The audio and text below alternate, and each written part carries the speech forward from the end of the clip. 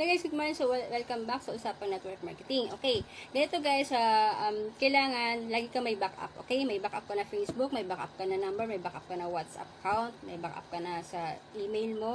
Okay, para at least, kahit kasi hindi mo alam social media tayo, maraming mga malilikot dyan, marami talagang basher. Okay, expect mo na yun. Pag lumabas ka na sa social media, isipin mo, hindi lahat magpapabor sa'yo. Okay, mas maraming ganon kaysa sa ganyan. Okay, so dapat ready ka doon.